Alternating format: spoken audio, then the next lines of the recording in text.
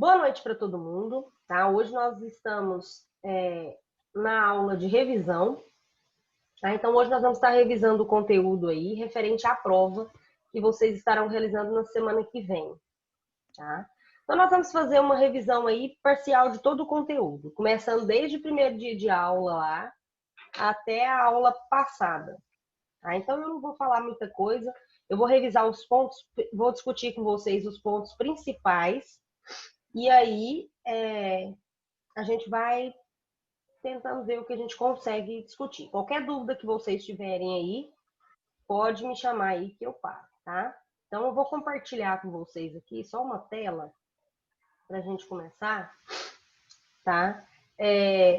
Eu nem vou pôr muito grande aqui, não, tá? Vou pôr um tamanho razoável aqui, que dá que a gente consiga enxergar, tá? Então, o que acontece? Pessoal, uma das primeiras aulas que nós tivemos, tá, foi sobre bovinocultura, né? A introdução à bovinocultura. Então, o que de interessante tem nessa primeira aula nossa que a gente pode destacar? Tá? A parte de seleção de raças, né? Nós vimos aí com o passar do tempo que a bovinocultura, um dos primeiros critérios que a gente tem que ter é saber selecionar os animais que vão ser utilizados nas nossas propriedades. Então, uma pergunta, é até uma pergunta que tem lá no questionário de vocês que eu fiz na atividade avaliativa, quais são as principais raças de bovinos, né? Então, a gente tem aí um destaque que seria, né? Nós temos aí, dentre as raças que nós temos aí a Indo-Brasil, Tabapuã, Nelore, né? O Buzerá, Girolando. Então, tem várias raças de corte que hoje a gente consegue trabalhar, né? Então, nós temos aí Tabapuã, Charolês, Aberdeen Angus, Buzerá, Hereford, Cimental, Brahma. Então, foi uma das perguntas que eu fiz para vocês lá. Quais as principais raças de bovinos criadas no Brasil? Então, a alternativa correta seria todas as raças, né? Todas as alternativas estão corretas. Né? Por quê? Porque todas as raças, né, que estão lá são utilizadas para bovinocultura de corte. Né? Hoje a gente sabe que uma das principais raças que nós temos aí, que a gente trabalha muito, é o Nelore Aberdeen Angus, mas tem muitas empresas que trabalham com Charolês, com Hereford, Cimental, então vai variar muito da região. Então, de região para região, né, eles vão trabalhando de acordo com o tipo de raça de interesse. Então, se caso caiu alguma alternativa na prova sobre esses tipos de raças, né, vocês sabem que tem toda essa variedade aí, variedade muito grande de raças de bovino de corte, tá? Outra coisa que a gente falou muito, pessoal, na segunda aula, foi a parte de manejo, né? Porque quais são os principais manejos que eu faço para iniciar a criação de bovino de corte? Então, foi outra coisa também que nós comentamos aí, tá? Que foi, primeira coisa que a gente tem que fazer quando a gente trabalha com um bovino de corte, a separação dos animais por lote. Então, eu tenho que separar os animais de acordo com o sexo, ou seja, diferenciar lotes de macho e fêmea, de acordo com a idade, ou seja, bezerros, vacas novilhas, vacas multíparas. Então, eu vou separar de acordo conforme todas essas características do animal, tá? Outra parte que nós temos também de manejo é a identificação dos animais, né? Qual que é a forma que eu faço para identificar os animais? A gente pode fazer tanto por meio de brinco, né, que é o mais utilizado hoje, o brinco, a tatuagem, né, a marcação a fogo, a marcação por meio também, que tem a marcação por nitrogênio hoje que a gente faz para marcar o animal. Então, são esses um dos principais manejos que a gente faz. Primeiro, a separação dos animais por lote. Segundo, a identificação dos animais, tá? Então, aí, conforme a gente está vendo nas imagens, como a gente já viu, né, por meio de brinco, por meio da tatuagem, né, por meio da marcação a ferro quente. Então, pode ser uma das principais formas que a gente tem. Além disso, né, um outro manejo que a gente faz hoje que é essencial é o manejo reprodutivo. Então, é outro tipo de manejo que a gente realiza, né, na bovinocultura de corte. Então, nós temos esses principais critérios. O que foi perguntado lá na atividade avaliativa de vocês? A segunda questão. Quais os principais manejos realizados na produção de bovinos de corte, principalmente no sistema de cria? Então, nós temos lá manejo reprodutivo, separação dos animais em lote, identificação dos animais como brincagem e tatuagem, ou seja, seria todas as alternativas. Tá? Então, vocês marquem aí, anotem aí no caderno de vocês, ou marquem aí, porque isso é uma questão de prova, tá? Deixa eu só conferir aqui se é mesmo. Então vocês marquem isso aí, tá? E é extremamente importante. Outra coisa, a gente já está falando aqui de manejo reprodutivo, então a gente sabe que outra coisa que a gente discutiu muito, né, é a forma que eu trabalho a reprodução na bovinocultura de corte. Como que eu trabalho a reprodução hoje em bovino de corte? Existem inúmeras formas, como vocês estão vendo aí. Eu posso fazer o sistema de acasalamento, que é o mais comum, que é a monta natural, né, onde a gente tem aí o touro, né, cobrindo a fêmea. Eu posso realizar por meio da monta natural, ou seja, eu faço a monta do touro, ou por meio da estação de monta. E aí eu posso utilizar as biotecnologias, né? Dentre as principais biotecnologias que a gente tem, é a inseminação artificial. E a gente tem outras inovações hoje. Né? Nós temos aí a TF, que é a inseminação artificial em tempo fixo, a sexagem, a transferência de embriões, mas o que mais vem sendo utilizado é a monta natural e a inseminação artificial nos animais, né? Então, foi a terceira pergunta que a gente fez lá. Quais as principais técnicas da reprodução utilizadas na bovinocultura para o melhoramento genético das raças? Então, a gente tem lá exame andrológico, né? Todo mundo sabe o que é exame andrológico, né, gente? Exame andrológico é aquele exame onde eu submeto o touro, né, a colheita do sêmen, e eu avalio se aquele touro ele tem as características reprodutivas, né? Mas aí é totalmente diferente, tá? Cruzamento de raças é uma forma de eu fazer o melhoramento genético? Sim, mas o cruzamento não é uma técnica, tá? Por isso que eu sempre peço para vocês lerem bem a prova, não tem pegadinha. Vocês podem ver que a questão aí não tem. Por exemplo, quais as principais técnicas da reprodução? A gente tem diferentes formas reprodutivas. Então, nós temos cruzamento de raças, né? Monta natural, mas a técnica. Qual que é a principal técnica que a gente utiliza aí? Então, nós temos a inseminação artificial, né? Além da inseminação artificial, a monta natural, que também é utilizada. Tá? Então, lá a gente colocou exame andrológico, cruzamento de raças, monta natural e inseminação artificial. Então, a alternativa seria a monta natural e a inseminação artificial. Se caso na prova tivesse lá monta natural, inseminação artificial, IATF, sexagem, seria todas as alternativas. Porque são técnicas que são utilizadas para o quê? Para reprodução animal, ou seja, quando eu faço o cruzamento dos animais, eu faço o quê? Um melhoramento de raça, tá? Então, eu utilizo essas técnicas para melhorar a reprodução do meu rebanho. Outra coisa, pessoal, que a gente comentou muito nas aulas, eu estou falando muito rápido? Dá um ok aí do lado, porque senão eu dou uma maneirada aqui. Às vezes não está dando tempo nem de vocês anotarem. Boa noite, Natália. Se tiver Oi, como você falar um pouquinho mais lento, eu agradeço. eu tô vendo que eu tô falando rápido, tá todo mundo calado. O áudio está muito ruim. O que que tá ruim?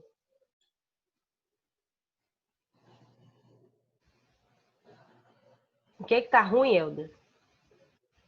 Pisa no freio, sim. Ah, não, vou pisar no freio, então. Eu não falei nada não, professora. Acho que foi o Rafael que falou aí. Rafael, o que que tá ruim, Rafael? O áudio. Ah, o áudio? É só o seu, então. Tá ruim para todo mundo, gente, o áudio aí? Não. Ela tá lá dentro da Aqui tá escola, bom. lá é uma zica, aquela internet para pegar lá dentro. Tenta, o Rafael, aumentar o volume do seu microfone aí, porque o meu aqui tá no 100%. Aqui tá tão alto que o vizinho até tá pedindo para baixar um pouco. Até o vizinho tá escutando minha aula aí. Então vamos lá, pessoal, deixa eu relembrar. Onde que nós paramos aí? Ah, lá no manejo reprodutivo. Então vamos recapitular aí para vocês lembrarem, tá? Como eu falei muito rápido, às vezes não deu tempo de vocês anotarem. Então, o Mendy Osiris está respondendo lá da cozinha. Ó, é bom demais, velho. Então, vamos lá, pessoal. Com relação a essa revisão aí, então a primeira coisa, a primeira pergunta que a gente fez foi em relação às raças. Então, todo mundo anotou aí, as raças de bovinos que a gente utiliza são várias, né? A principal, a Nelore, Aberdeen Angus, Charolais, Brahma. Então tem uma gama muito grande aí. Buzerá, Hereford, tem várias raças de bovino de corte, tá? Segunda coisa, quais são os principais manejos? Então, isso aí a gente já falou, né? A separação dos animais por lote, tá? Então, separa os animais por lote, por sexo e por idade, tá? Então, é um dos principais manejos que a gente faz na bovinocultura de corte. Segunda coisa, identificação dos animais. Então, como que eu identifico os animais? Por meio de brincagem, de tatuagem, marcação a ferro, a nitrogênio, né? E por último, a gente tem aí o manejo reprodutivo, que são os principais manejos que a gente faz na bovinocultura de corte, tá? E aí depois a gente entrou na parte aí falando sobre a principal técnica da reprodução, tá? Então, a principal técnica da reprodução que nós temos aí é a monta natural ou a inseminação artificial. Tá? Como eu já falei para vocês, se tiver, por exemplo, na prova, né, inseminação artificial, IATF, sexagem, e vocês marquem todas as alternativas. Mas se caso tiver só monta natural e inseminação, é a resposta certa. Tá? E não marquem exame andrológico, não, gente. As últimas provas que vocês marcaram, o que tem de aluno que marca exame andrológico dá vontade de morrer. Exame andrológico é uma avaliação que eu submeto ao touro ou ao macho para me avaliar se esse animal está apto à reprodução. Então, eu faço a colheita do sêmen do animal e vejo se ele tem as características aptas, motilidade, vigor, quanto que aquele sêmen movimenta, se ele não tem defeito maior ou menor, isso tudo que influencia. Mas exame andrológico não é uma técnica de reprodução, é uma avaliação do indivíduo, ou seja, uma avaliação do macho. Vocês esquecem isso aí, tá? Então, vamos dar continuidade aí. Outra coisa que a gente comentou muito, vamos falar, já que a gente está falando de touro, né? Quando eu quero fazer, então, o melhoramento genético, a segunda coisa importante, depois da avaliação do macho, né?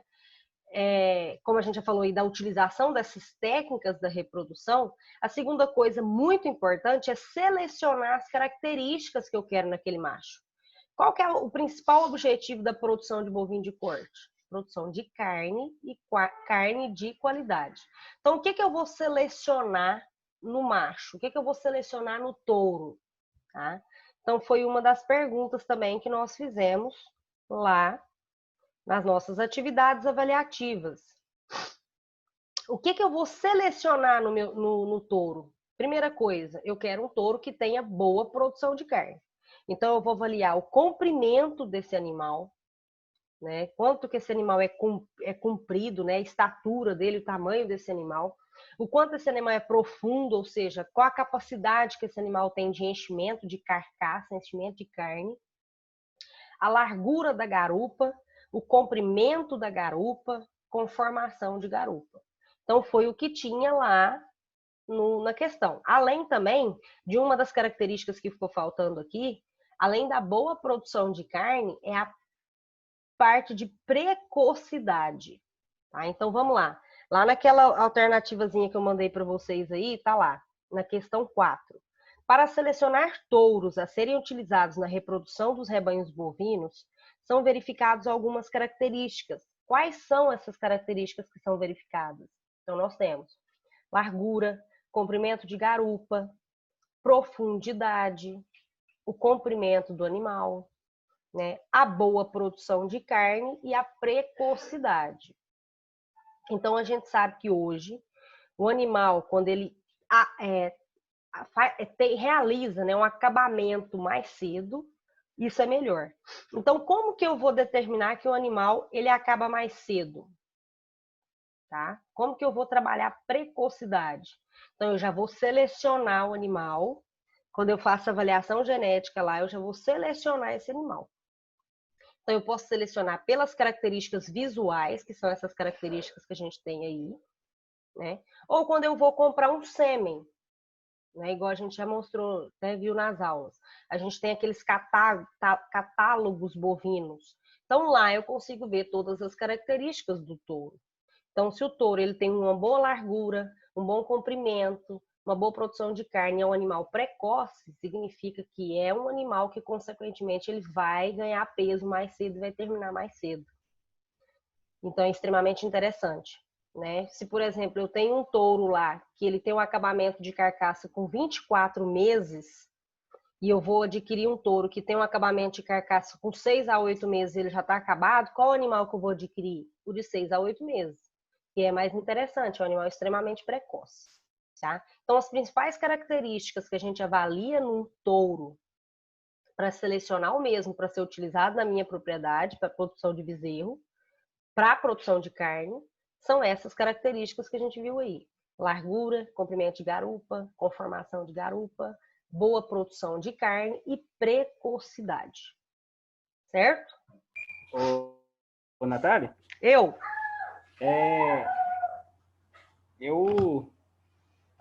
fiquei sabendo também o rapaz estava me falando lá na fazenda lá para assim selecionar um touro, né? Ele falou todas esses itens e ele falou também de uma parte lá assim que até observando um dos touros que ele tem, na testa do touro ele tem tipo assim um buraco, sabe? Uma testa mais aprofundada, sabe? Não sei se é a palavra certa de eu falar. Você já ele disse que quando na escolha de um touro, se queira um touro mais tem uma, como é que eu vou dizer? Não sei se é para eu não sei como é que eu vou citar aqui para você entender melhor, mas ele disse que é um touro que, com essas qualidades, é um touro melhor para a produção, sabe? De sêmen. Entendi. Você sabia disso? Tem muito esse negócio, né? O Natal nas fazendas, principalmente essas fazendas mais antigas, né? Tem muita característica, assim. Por exemplo, tem fazenda que você chega, o produtor fala assim, ó, a característica, eu comprei esse animal, o animal, geralmente o pessoal fala isso mesmo. Ou que tem a marrafa, né, que é a testa mais aberta, ou a testa menor, um pouquinho mais funda, é um animal de alta qualidade espermática, né? Se a gente for pensar, a característica que não tem nada a ver. Mas o pessoal antigo tinha muito esse costume. O pessoal antigo também tem muito costume de falar assim, quando eu chego na fazenda, quanto maior o testículo do animal, melhor a capacidade de produção de sêmen. Vai variar muito, né? Porque, por exemplo, a gente tem várias diferentes raças, né? Então, a gente tem, por exemplo, o gir, que já é um animal que tem um testículo maior e mais caído, né? Então, isso aí já é uma característica do animal. Por exemplo, o o Nelore. O Nelore é um animal maior que já tem um testículo bem menor. Então, se a gente for avaliar em relação a isso, não tem nada a ver. Mas, assim, o produtor acredita nisso mesmo. E se você for lá e se você falar para ele que aquilo é mentira, você acabou até a amizade. Mas, assim, vai muito... o povo antigo tem muitas essas características de olhar o animal, por exemplo, aquele animal que tem a marrafa, que a gente fala, a testa mais funda ou mais larga, é um animal que tem um acabamento mais rápido, é um animal que tem uma capacidade reprodutiva melhor. Tem até gente que fala assim, não, aquele touro ali, ele tem um popô maior. Ele é um touro que monta o dia inteiro. Ele enxerga minhas vacas tudo. É um touro bom demais. Só vou comprar desse jeito agora. Então, sim, são características que os donos da fazenda veem. Mas a gente sabe que parte reprodutiva, uma forma de eu avaliar é por avaliação andrológica. Tem algumas características que ficam um pouco fora. Mas, assim, o pessoal antigo, quando eles falam, você pode saber que é isso aí mesmo. Não adianta nem discutir. Mas eu acho que o gostoso disso tudo, então, é a gente misturar, né? Pegar um pouco dessas... Lógico. Assim, por exemplo, quando você vai numa fazenda muito antiga ou que a pessoa tem muita experiência, você pode ver que, às vezes, o que ele fala bate muito com a ciência, né? Às vezes o cara fala assim, não, aquela vaca ali é uma vaquinha minha pequenininha ali e ela tem úbere pequeno, mas ela é boa demais produção de leite, porque a veia dela é grossa demais. Aí bate com o que a gente estuda, porque a gente sabe que quando o animal ele tem aquela estatura, a maior inervação, quanto maior a inervação do teto, melhor a produção de leite. Então, assim, tem coisas que batem com o que o pessoal sabe. Porque, assim, o pessoal antigo não teve muita tecnologia, não teve muito estudo para entender, mas a parte prática associada com o que a gente estuda geralmente dá certo. Se relaciona assim. Eu até estou pensando que o moço que eu visitei no domingo, eu acho que ele foi seu aluno, porque tanta coisa que eu perguntei para ele, ele falou praticamente Quem as coisas que que você diz nas aulas.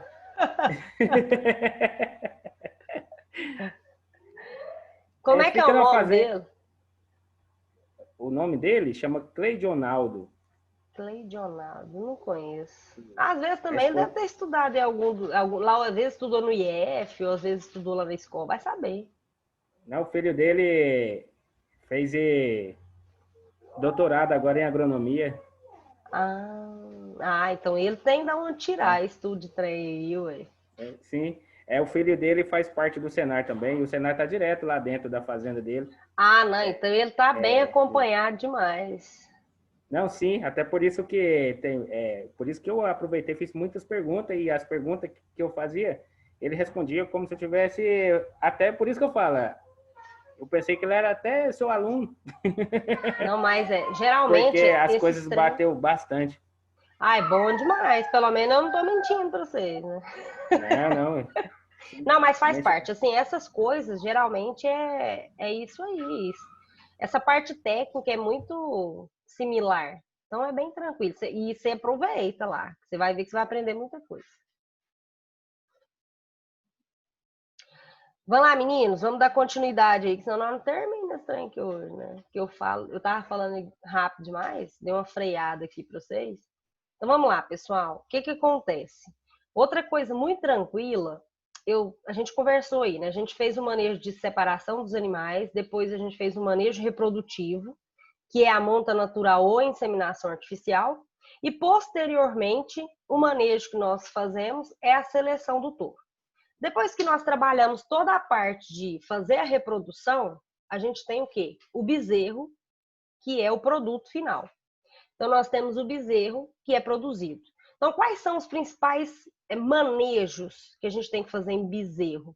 Acho que isso aqui todo mundo já sabe, né, gente? Todo mundo, os meninos de bovinho de leite aí já fizeram. Então, é bem tranquilo quando a gente fala de manejo de bezerro.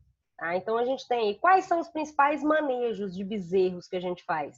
Então, a gente tem aí, por exemplo, né, na fase da cria, que é onde a gente produz o bezerro. Primeira coisa que nós temos que fazer aí, deixa eu só arrumar aqui, pessoal, que o trem saiu da ordem. Vamos lá. Então, a ingestão do colostro. Então, a gente sabe que o bezerro nasceu, ele tem que ingerir o colostro. Por que o animal tem que ingerir o colostro? Imunoglobulinas, tá? Que ele adquire apenas pelo leite. Porque o bovino, ele não passa as imunoglobulinas pela placenta. Porque a placenta do bovino, ela é cotiledonária, né, de cotilédonos. Ela não passa as imunoglobulinas pela placenta, então ela só passa pelo leite, pelo colostro. Então o bezerro nasceu, caiu no chão, temos que fornecer o colostro. E no máximo de 6 a 8 horas. Porque após isso, a produção de imunoglobulinas ela é perdida, né? Ela vai diminuindo. Então o primeiro manejo que nós temos que fazer com o bezerro é a ingestão de colostro.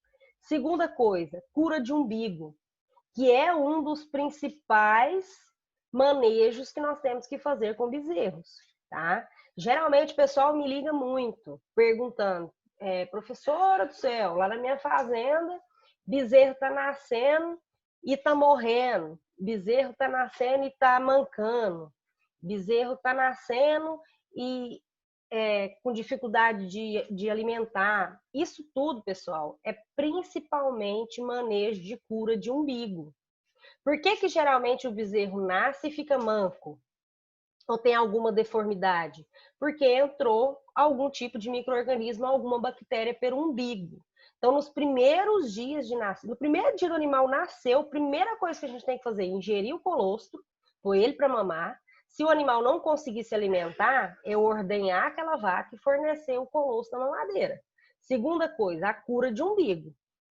A cura do umbigo, pessoal, é uma das principais causas de pneumonia em bezerro, animal nasce com deformidade, né? Então, isso tudo é o quê? Cura de umbigo. E é um manejo tão simples de ser feito, você vai lá, cura o umbigo com iodo e solta o animal. Então, é bem tranquilo, tá? Além do manejo de cura de umbigo, nós temos a identificação do animal. Então, é por meio do brinco. Então, hoje, na maioria das fazendas, o animal já nasce, já faz a brincagem do animal.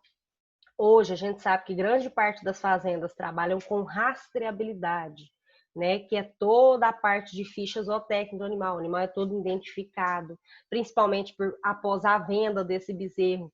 A pessoa que compra consegue ver de qual fazenda que esse animal vem, a procedência desse animal, se esse animal foi vacinado. Então, são vários critérios que a gente tem hoje.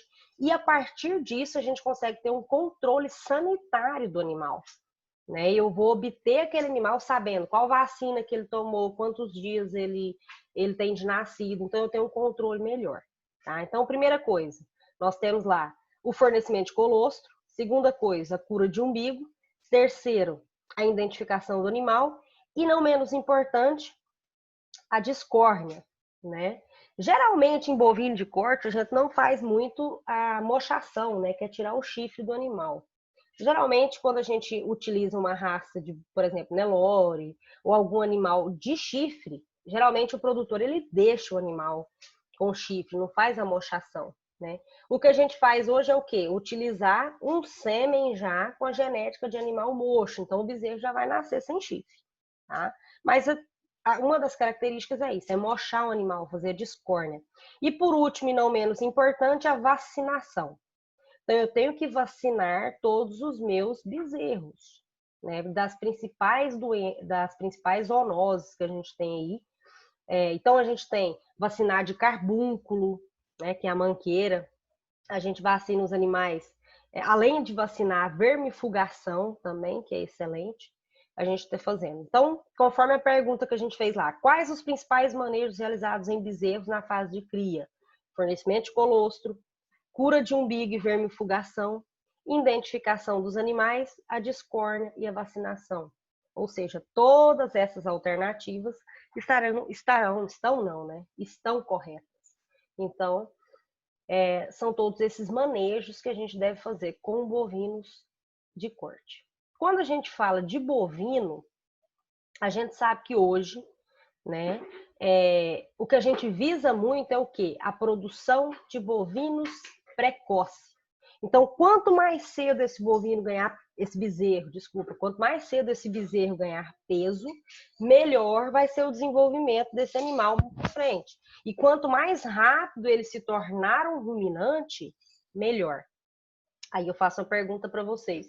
Com quantos meses a gente desmama um bezerro na bovinocultura de corte? Quem souber, responde aí para mim. Com quantos meses eu desmamo um bezerro? 6 meses?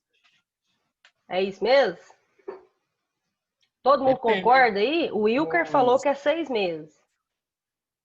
O professor, se for Não, uma Howard. raça precoce... O Howard acabou de falar aí. De imediato, não. Na bovinocultura de corte, a gente não desmama de imediato, tá? O que a gente desmama de imediato é bovino de leite. Bovino de leite, o bezerro nasceu, eu já tiro ele da vaca. Por que eu já tiro ele da vaca? Porque se eu tirar ele da vaca, ela vai dar cio de novo e vai produzir leite.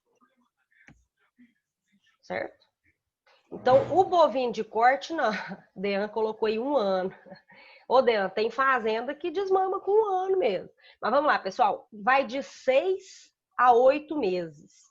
Né? Então, a gente desmama de 6 a 8 meses. Isso eu tô falando para você de 6 a 8 meses, pessoal. Fazendas que trabalham com a criação solta, animal extensivo, no pastão solto sem controle. Mas as fazendas hoje mais tecnificadas, que buscam animais mais precoces, desmamam com 4 a 5 meses. Com 4 meses, o bezerro já está comendo a suplementação. Tá? E aí, por isso que a gente trabalha com o que a gente chama hoje de creep feeding. Tá? É uma palavra em inglês, e você não fala, meu Deus, o que é isso? Mas vocês sabem. que é o creep feeding. O que é o creep feeding? É aquele coxinho, aquele coxo que a gente coloca lá do lado do saleiro das vacas, da vacada. Então nós temos lá o creep feeding. O que é o creep feeding? É uma suplementação proteica e energética que eu forneço para o bezerro, para esse bezerro ganhar peso mais rápido. Quando que eu começo a fornecer o creep feeding? Com 4 meses de idade. Para que eu forneço esse creep feeding com 4 meses de idade? Para desenvolver o rumen desse bezerro. Quanto mais rápido eu desenvolver as bactérias do rumen, maior vai ser a absorção desse bezerro. A absorção das bactérias, né? Vamos dizer assim, dos nutrientes. Então, a gente perguntou lá, qual a principal função do creep feeding, né? Suplementação proteica somente? Não, eu não vou fornecer só proteína para o bezerro. Eu tenho que fornecer o quê? Energia e proteína para o bezerro desmamar precoce. Então, a resposta é suplementação energética e proteica para desmame precoce. Então, por isso que a gente faz o creep feeding. Vocês anotem isso aí que é questão de prova. Então, para que eu faço o creep feeding? Para suplementar o bezerro, tanto com proteína quanto com energia, para ele desmamar mais pesado. Tá? Então, se ele desmamar mais cedo e mais pesado, é extremamente interessante. Tá? Outra pergunta, pessoal, que isso aqui eu acho que eu nem preciso fazer para vocês. É ridículo essa pergunta. Que é quais são os diferentes sistemas de criação de bovino. Pelo amor de Santo Padre, se eu perguntar isso aqui na prova, vocês não acertarem, eu morro, né? Quais são os diferentes sistemas de criação de bovino que a gente tem? Sistema extensivo, que é criado solto. Sistema semi-intensivo ou semi-confinado, que é onde eu faço a metade do dia os animais ficam no pasto e eles recebem a suplementação no coxo. É o semi-intensivo. E o sistema confinado, ou que a gente chama de sistema intensivo, que é o confinamento, onde esses animais ficam totalmente fechados, eles não têm acesso ao pasto, tá? Que é o que a gente chama hoje de confinamento. Então, nós temos 3 sistemas de criação de bovinos. Sistema extensivo, semi-intensivo e confinado. Isso aqui vocês não precisam nem anotar, todo mundo sabe isso aí. Tá? Eu não sei os meninos novatos que estão aí, né? Que estão entrando agora, tá? Mas o restante, pelo amor de Deus, se errar isso aí na prova, tá? Vamos lá, pessoal, outra coisa. Agora, como a gente falou aí de sistema intensivo, uma coisa extremamente importante da gente falar aí, pessoal, antes da gente entrar aí no intensivo, a gente falou aí do sistema extensivo, né? Que os animais são criados no pasto, tá? Então, a gente sabe que quando o animal é criado no pasto, qual que é o principal cuidado que eu tenho que ter na alimentação do animal? O tipo de forragem que esse animal vai comer, tá? Então, se eu perguntar lá para vocês, né, em relação à criação de pasto, quais as principais características são avaliadas para mim escolher uma melhor forrageira? Para mim implantar essa forrageira no sistema de produção extensiva. Então, o que eu tenho que avaliar numa forrageira quando eu vou trabalhar com bovino de corte? O valor nutricional dessa forrageira, se essa forrageira tem uma alta capacidade de produção de matéria seca, né? A intensidade de exploração, ou seja, aquela matéria seca, desculpa, aquela forragem, ela tem alta capacidade, ela aguenta eu colocar uma maior quantidade de animais, né? Aquela forrageira que eu estou utilizando, ela é adaptada às condições edafoclimáticas da minha região, ou seja, uma forrageira tropical, é uma forrageira, é uma leguminosa. Então, assim, a gente tem que saber selecionar todos esses critérios. E o manejo? É uma forrageira que ela é mais adaptada a solo argiloso, solo arenoso. Então, eu tenho que visualizar as características da forrageira. Então, quando eu crio bovino a pasto, qual é o principal cuidado que eu tenho que ter na alimentação? A forragem. Então, eu tenho que selecionar essas características para mim identificar uma forrageira de alto potencial. Tá? Então, primeira coisa, valor nutritivo, intensidade de exploração, ou seja, o quanto que essa forragem consegue produzir uma grande quantidade bovina. Condições edafoclimáticas. Eu estou num lugar que faz muito frio, eu estou lá no sul. Que tipo de forragem que eu vou usar? Então, geralmente, a gente usa uma aveia, uma leguminosa que consegue resistir mais ao frio. Eu estou na região tropical, o que eu vou utilizar? Braquiarão, Braquiara decumbens, Rusisiensis, Tifton, amendoim forrageiro. Então, a gente tem vários tipos de forragem que podem ser utilizados, tá? Então, são essas características. Certo? Alguém tem alguma dúvida em relação à forragem? Acho que não, né, pessoal?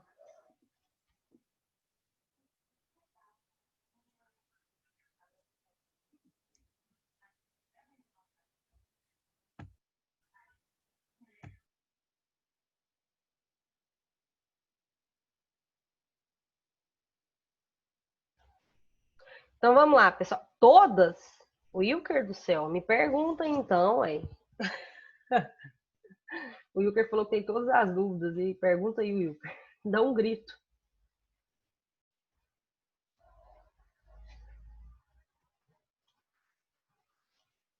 Vamos lá, pessoal. Dando continuidade aí a essa revisão da parte de bovinos, aí nós entramos na parte intensiva, tá? Outra coisa que eu quero que vocês anotem aí, tá? Vou falar até devagar para vocês anotarem. Isso aí é questão de prova, tá? Então, vamos lá. Quais as principais vantagens que eu tenho na utilização do confinamento? Quais são as principais vantagens? Primeira coisa, redução da idade de abate dos animais. Então, quando eu faço um confinamento, lógico, né, gente, que a primeira coisa quando eu vou fazer um confinamento é o quê? Produzir carne. Carne de qualidade. Então, anotem aí. Qualidade de carne. Primeira coisa. Anotaram aí? Segunda coisa, redução da idade ao abate.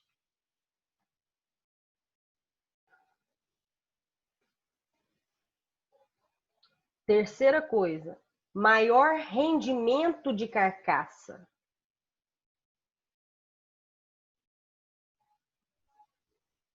Quarta coisa, eu descanso áreas de pastagem durante a seca. Ou seja, eu aumento a liberação de áreas de pasto. Repetir um pedaço. Oi? Diga-me. Então, vamos lá. Primeira coisa, produção de carne de qualidade. Segunda coisa, redução da idade ao abate. Terceira, maior rendimento de carcaça.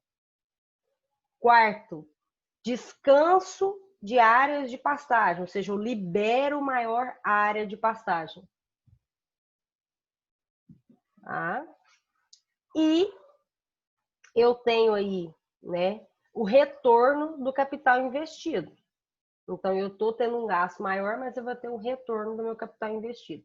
Além disso, também, eu posso ter também o quê? O aproveitamento de restos de culturas, que é o que a gente vê hoje, né? A gente utiliza aí o WDG, o DDG, né? Os resíduos de indústrias de suco, que é a polpa cítrica. Então, a gente tem vários objetivos aí do confinamento, certo? Todo mundo anotou aí ou quer que eu repita?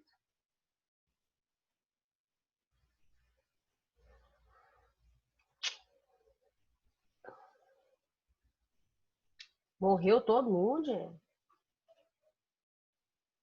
Eu tinha respondido a pergunta do sistema de criação. O Wilker falou. Eu tinha respondido todas. Eu tinha respondido a pergunta do sistema de criação. Você tinha respondido? Respondido o quê? Errado? Boa noite, Nath. Boa noite, minha filha. Você apareceu? Uai, tô parando agora de trabalhar, né? Ei, deixa eu te falar, você não me mandou as minhas questões, uai? Eu acabei de mandar no grupo aí. Não, fala as minhas respostas. Você não vai corrigir? Tô corrigindo. Ah, tá, não, depois eu olho lá, agora que eu tô chegando em Mas casa. eu te mando, eu copio lá, eu vejo se eu consigo copiar a sua. Aí eu te mando. Pois é, tô saindo, parando agora, daqui a pouquinho eu retorno de novo, tá? Não, então tá, tranquilo.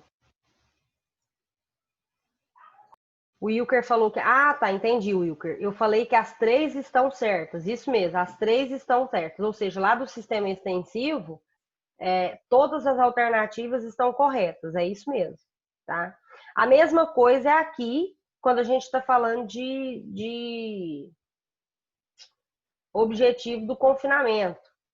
Né? Quais as principais vantagens do confinamento?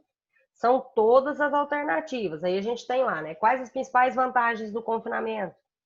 Qualidade de carne superior, maior rendimento de carcaça, ou seja, aumenta a eficiência reprodutiva, a eficiência produtiva do rebanho, maior rendimento de carcaça, melhor utilização de mão de obra e aproveitamento de restos de culturas, melhor preço na entre-safra, produção de esterco, que dá muito lucro hoje. Então, ou seja, a alternativa lá todas as alternativas estão corretas. Quando a gente fala de objetivo de confinamento, tá? Deu para todo mundo anotar aí, pessoal? Pessoal, outra coisa aqui, eu acho que eu saí da ordem aqui saí da ordem aqui do negócio, mas vamos lá. Tem uma questão nessas atividades aí, antes da vantagem do confinamento, que eu perguntei o seguinte: qual o principal manejo deve ser realizado no confinamento, visando o melhor consumo das dietas nos primeiros dias de confinamento? Então, vamos lá. Qual o principal manejo deve ser realizado no confinamento, visando o melhor consumo da dieta nos primeiros dias de confinamento? Aí o que a gente faz? Qual que é o principal manejo que eu faço quando o bovino entra no confinamento? A adaptação do animal. Então, é a primeira coisa que eu faço, eu tenho que adaptar o animal à situação que ele está. Então, o animal, ele é um animal, consequentemente o bovino, ele é criado a pasto, ou seja, um herbívoro pastador.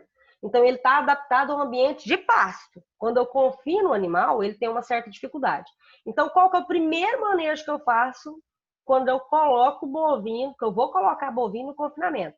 Adaptar esse animal. Como que eu posso fazer isso? Quando o animal chega na fazenda, eu coloco o animal no pasto. Então, eu deixo ele ali. Algumas propriedades hoje deixam o animal algumas horas, em torno de 8 a 12 horas, ou seja, até 24 horas de um dia para o outro, e começa a fornecer a dieta para o animal ali no comedouro, né, no coxo. Depois, eu coloco esses animais no confinamento. Tá? Então, já não chego com o animal colocando ele direto no confinamento. Hoje tem alguns confinamentos, né, que já sabem da onde vem o animal, que o animal já é criado num sistema semi-intensivo, que ele já recebe uma suplementação, então o animal já está acostumado com o coxo. Então, aí sim eu já chego no primeiro dia, eu já coloco no confinamento. Mas geralmente animais de pasto, eu tenho que fazer uma adaptação, né? Antigamente as fazendas faziam o quê?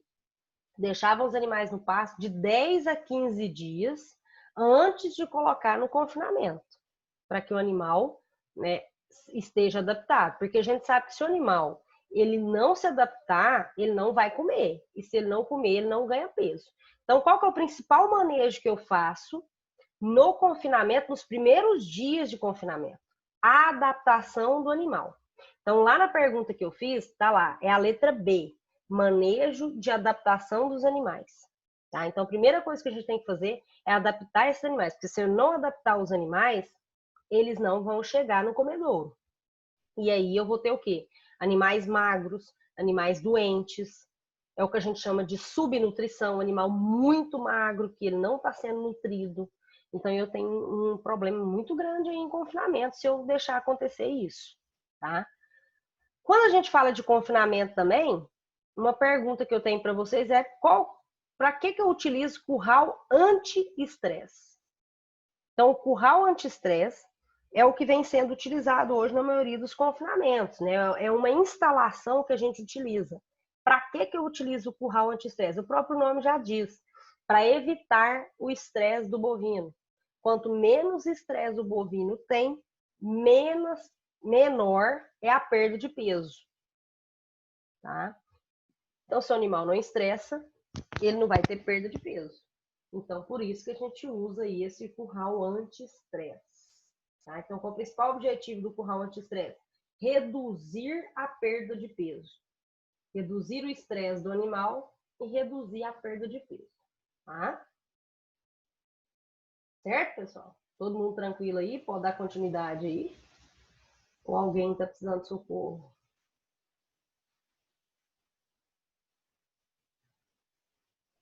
Professor, Eu?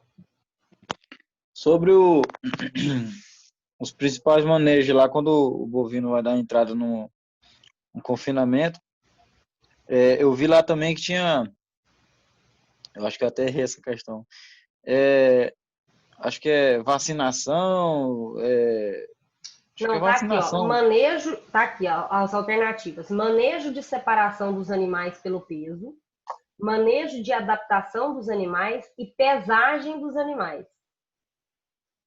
Aí seria manejo de adaptação, porque lá no enunciado, na pergunta, tá fazendo assim: qual que é o principal manejo visando o melhor consumo da dieta?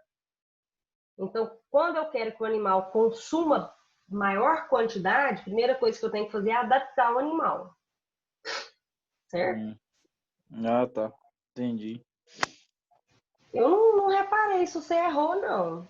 Eu anotei, eu corrigi algumas lá, olhei aqueles alunos que erraram, mas assim, eu pus a nota lá e não observei. Eu tava vendo você responder para mim que eu errei, mano. Eu nem não vou te falar que eu reparei, porque foram 33 alunos que fizeram, e eu tive que corrigir tudo, mas eu não lembro quem errou, não, para não te falar a verdade. Vamos lá, pessoal, vamos dar continuidade aí, que já é 8h05, senão nós não terminamos aqui, tá? Então, ó, só para a gente terminar, agora a gente entra na parte da alimentação, tá? Então, para os meninos aí que são novatos, né? Os meninos que já são acostumados, isso aqui é uma pergunta bem tranquila, né? Então, a gente sabe que o bezerro, o estômago maior do bezerro é o abomaso. Por quê? Porque o rumen, retículo e omaso, eles não estão desenvolvidos ainda. Porque o animal ele se alimenta apenas de leite.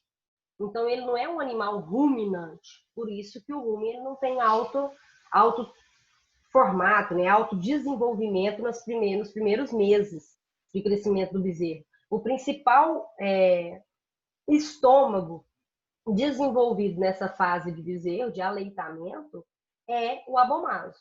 Por quê? Porque é o estômago verdadeiro que vai fazer a absorção da proteína do leite. Então, lá está a pergunta lá, em relação à fisiologia digestiva de bezerros, na fase de aleitamento, ou seja, na fase que o animal está mamando, né, amamentando, qual é o estômago mais desenvolvido? Então, é a letra C, abomaso, tá? Quando a gente fala de abomaso aí, né, a gente sabe que o animal ele está na fase de aleitamento, então, ou seja, é o estômago mais desenvolvido. Quando o animal já começa a se alimentar, ele vai desenvolvendo o quê? O rumen. O que faz com que o rumen se desenvolva? O crescimento das papilas ruminais. É quando o animal começa a ingerir o quê? Forragem. Tá? Quais são as principais bactérias que a gente tem aí no rumen? As celulolíticas, amilolíticas, proteolíticas, ou seja, são células que vão absorver o amido, a celulose que vem da pastagem, o amido que vem do milho, dos carboidratos, as proteínas também que vêm do milho, do carboidrato, da soja, as láticas que também geralmente são aquelas que vão absorver o ácido lático que é produzido também pela fermentação do rumen. Então nós temos essas principais bactérias, tá? Quando a gente fala de bactérias do rumen, isso aqui eu só pus para vocês para a gente falar da degradação, tá? Mas eu não vou entrar em detalhe nisso aqui. Então, quando a gente fala de bactérias do rumen, né, a gente vê que a principal alimentação dos bovinos é o quê? Forragem e carboidratos, né? Então, carboidratos estruturais, né? Então, a gente tem aí, geralmente, alguns alimentos, como o milho, farelo de soja, a soja, farelo de algodão. Então, são vários alimentos, que são vários carboidratos que são ingeridos na dieta. O principal carboidrato que a gente tem é a folha, né? A forragem. Então, vamos lá. Quando o animal ele ingere o carboidrato, o que acontece? A principal função do carboidrato é o fornecimento de energia. Mas para ele fornecer energia para o animal, ele tem que ser fermentado no rumen e ser transformado em ácido graxo volátil, que são acetato, propionato e butirato. Então, uma das perguntas que eu fiz lá é: a alimentação com fonte de carboidratos é essencial para o fornecimento de energia para os animais e suas funções vitais no organismo. Isso aí a gente sabe, né? Que o animal ele vai obter energia a partir da ingestão de carboidratos. Sendo assim, quais são os produtos produzidos na fermentação desses carboidratos no rumen dos bovinos? Então, são ácidos graxos voláteis. São os ácidos graxos que são quebrados, fermentados no rumen, né? E produzem energia. Então, como que o animal produz esse ácido graxo? O animal, por exemplo, que está a pasto, consome a forragem, o capim. Consumiu o capim dentro do rumen ele vai fermentar, vai ser quebrado e transformado em ácido graxo voláteis. Então, esses ácidos graxos voláteis vão ser absorvidos pela parede do estômago para serem utilizados como formação de energia. Tá? Então, quando a gente pergunta lá quais são os principais produtos produzidos na fermentação de carboidratos, são os ácidos graxos voláteis. Ok? Quando a gente falou de metabolismo, pessoal, meu Deus, é muita coisa, né, para a cabeça de vocês. Então, para a gente finalizar aí, quando a gente fala de manejo nutricional, a gente viu aí que os carboidratos são as principais fontes de energia. Então, nós temos aí que produzem os ácidos graxos voláteis, né? E isso tudo, o principal objetivo é para manter a saúde e a energia do animal. Ou seja, manter o animal bem, manter o metabolismo do animal, tá? E aí eu pergunto para vocês, uma questão que a gente viu muito foi o que é metabolismo, tá? Então a gente tem lá uma das perguntas que a gente fez também lá nas alternativas. Qual a principal função do metabolismo animal? O que é metabolismo animal? Então a gente tem aqui.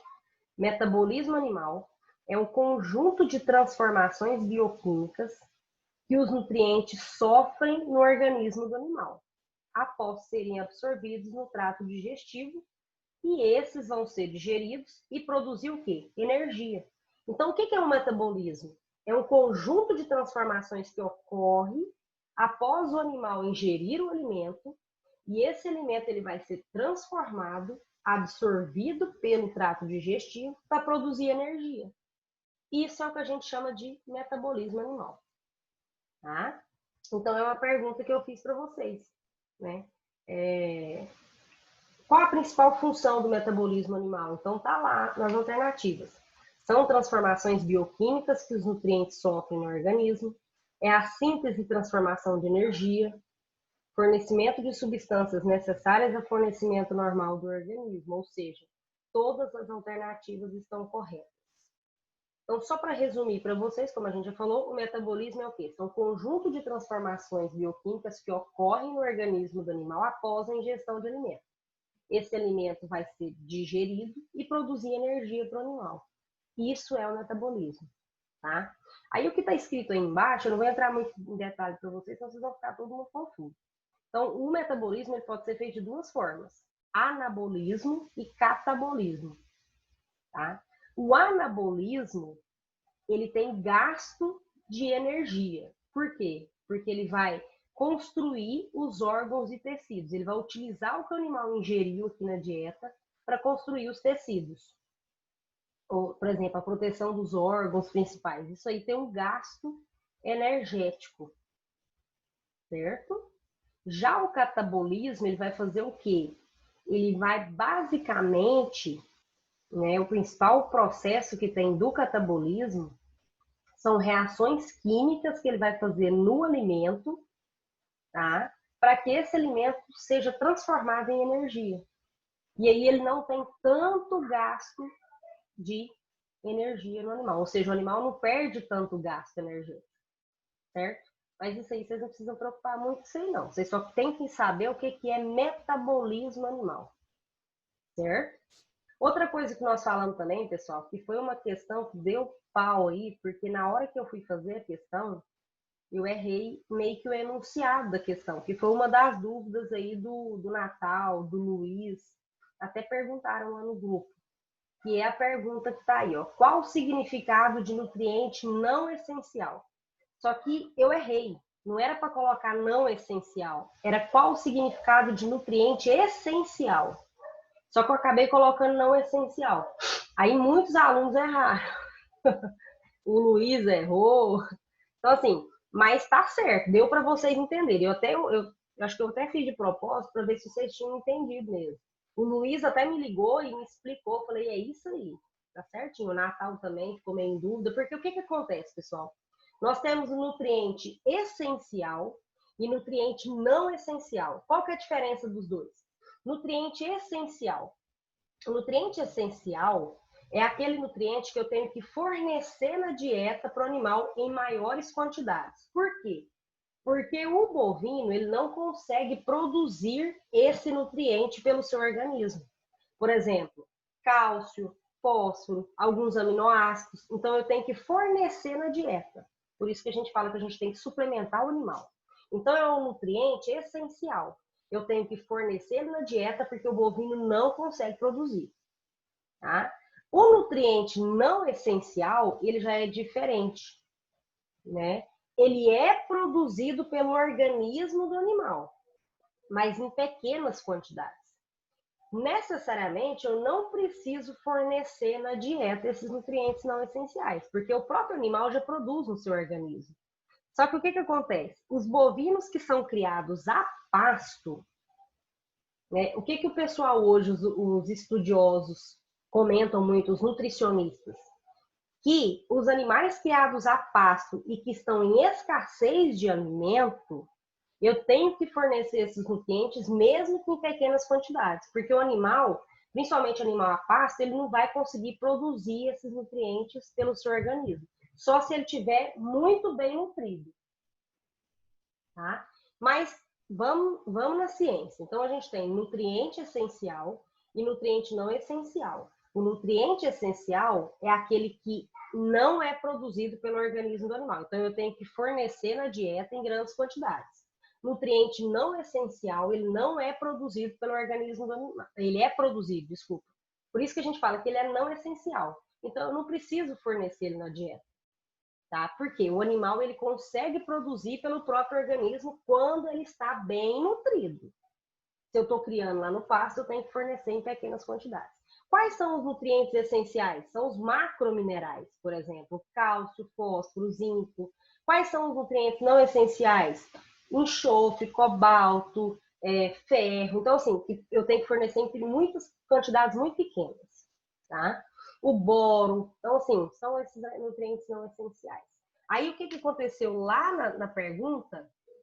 Assim, o que seria correto é qual o significado de nutriente essencial? É o alimento exigido pelo animal e que não é produzido pelo organismo do mesmo e deve ser fornecido na dieta. Tá? Então, vocês apaguem aí a palavra não, porque o correto é qual o significado de nutriente essencial? É aquele alimento que é exigido pelo animal, que não é produzido pelo organismo e deve ser fornecido na dieta. Então, vocês corrigem aí para mim, tá? E para finalizar, pessoal, não tem essa pergunta aí na atividade avaliativa de vocês, mas tem na prova, tá? É uma questão de prova, que é a parte de minerais, né? Então, a gente viu nas aulas passadas, na aula passada, inclusive, a parte de mineral. Então, a gente viu que a gente tem macro e micro minerais. Os macrominerais são aqueles fornecidos em alta quantidade e os microminerais em menor quantidade. Então, quais são os principais macrominerais? Cálcio, magnésio, potássio, sódio, fósforo, enxofre. Ou seja, são minerais que o animal exige em maior quantidade. Os microminerais, eles devem ser fornecidos em quantidades menores, ou seja, o animal ele tem uma exigência menor. Então, a gente tem cobalto, cobre, ferro e enxofre. Tá? Então, a única coisa que eu preciso que vocês saibam é que a gente tem os macrominerais e microminerais. Macrominerais fornecidos em alta quantidade, microminerais em quantidades pequenas. Tá? Outra coisa, a gente tem duas formas de obter os minerais. Então, a gente tem a forma inorgânica e a forma orgânica.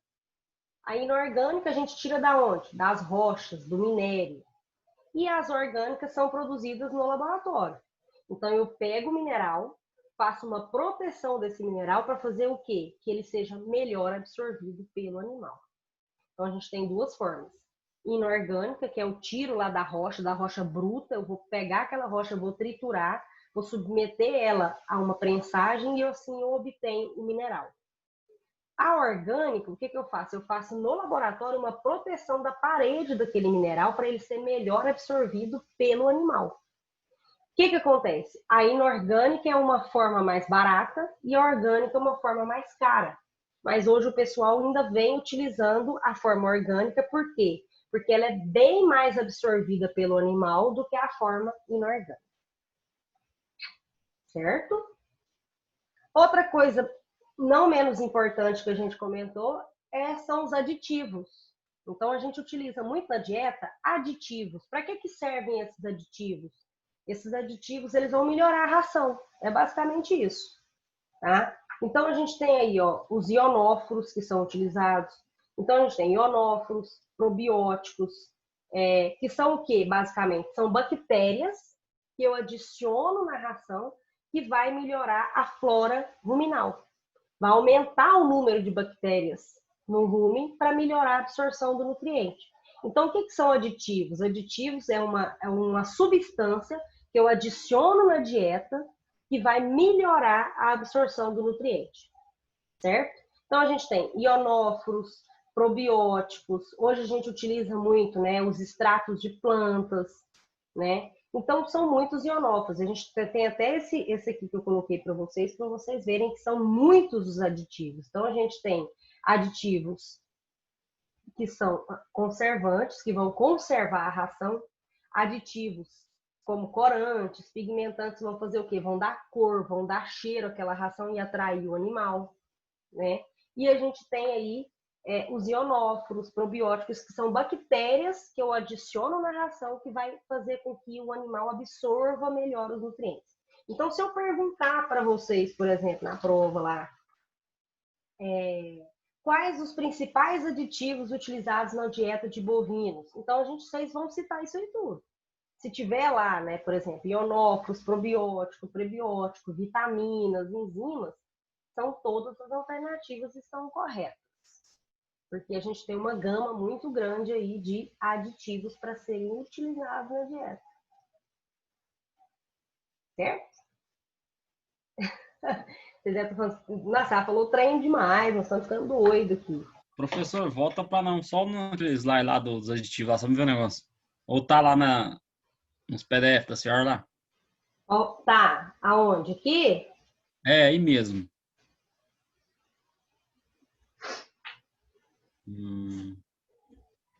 Aí você vai marcar tudo, né? Aí você tem, conservante, corante, vitaminas, minerais. Tudo isso aí é aditivo, tá? E a gente tem aqui, ionóforo, probiótico, prebiótico, isso aí tudo é aditivo. Beleza. Certo? Boa tarde. Oi? Na questão 15, a qual você pediu para riscar o de não essencial, como a pergunta era nutriente não essencial, é correto também afirmar, marcar a letra B, sem necessidade de adição à dieta? Que a necessidade de adição à dieta é só em pequenas quantidades, né? Isso mesmo. Do jeito que ela ficou formulada. Isso. Poderia marcar também. Isso mesmo. Ok. Só que aí o que aconteceu? A bonita aqui pôs o não lá, né, e a alternativa correta é do essencial. Aí confundiu a cabeça de vocês tudo aí. Não, mas sem problema, sem problema. Eu tenho que causar um tumulto, né, gente? Porque senão não dá. Boa noite. O Paulo falou que conseguia entrar agora. Professor, você vai colocar no grupo dos slides? Esse aqui vou colocar tudo lá no grupo lá agora. Coloquei as questões também lá no grupo para vocês. E essa aula aqui vai ficar gravada também para quem tiver alguma dúvida depois e quiser assistir, tá bom?